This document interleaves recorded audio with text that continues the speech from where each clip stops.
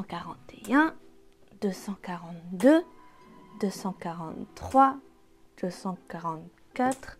Oh, hello les petits lecs. Savez-vous ce que c'est?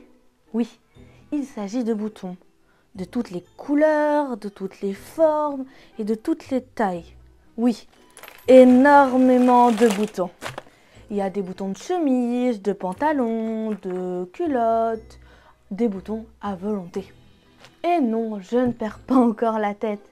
Je sais bien que vous vous demandez pourquoi je parle de boutons, mais soyez patient et écoutez ce passage. Il commença par la blouse.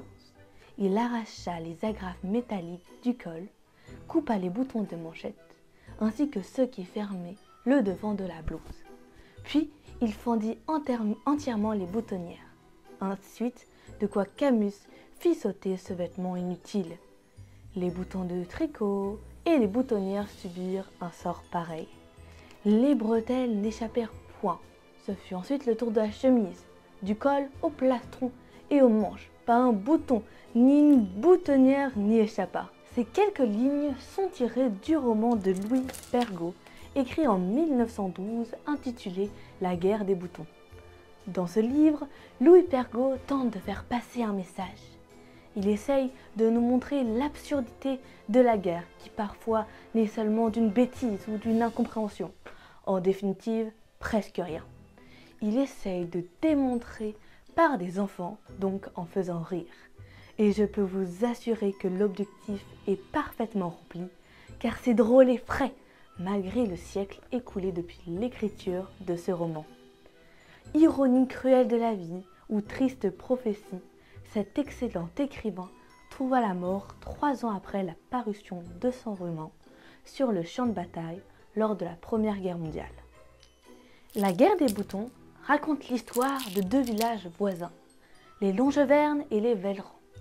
Il se voue une guerre sans pitié.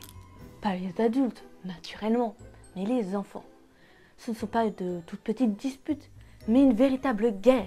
Ils se battent à coups de morceaux de bois ou même de cailloux. Le but de chacune de leurs batailles, capturer des guerriers du clan ennemi et ensuite les torturer. Enfin, torturer, pas vraiment. Ils ont leur matière bien à eux. Ils les attachent et leur enlèvent à coups de couteau tous leurs boutons. Des boutons, c'est pas si grave, me diriez-vous. Mais quelle humiliation de rentrer ainsi chez soi, dépouillé en tenant sa culotte à la main pour aller recevoir une bonne raclée de ses parents. Au fil des défaites et des revanches, les tactiques les plus cocasses sont imaginées afin d'emporter la victoire. L'on voit notamment les enfants faire la guerre tout nus pour éviter d'abîmer leurs vêtements. Classé au rayon jeunesse, ce roman peut être mis entre les mains de tous les âges. Et si le roman ne vous suffit pas, sachez qu'il y a eu plusieurs adaptations au cinéma. Ma version coup de cœur est celle de 1962. Bien qu'en noir et blanc, elle est celle qui respecte le mieux le roman. J'ai néanmoins également apprécié la version La Nouvelle Guerre des Boutons, tournée en 2011 avec de nombreux acteurs connus. Cette guerre des boutons se déroule durant la Seconde Guerre mondiale. Cette version permet de faire un parallèle entre la guerre des enfants et celle des adultes.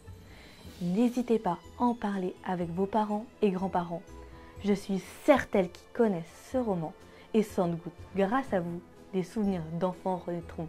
Allez, au revoir les petits lecs et à bientôt pour de nouvelles vidéos.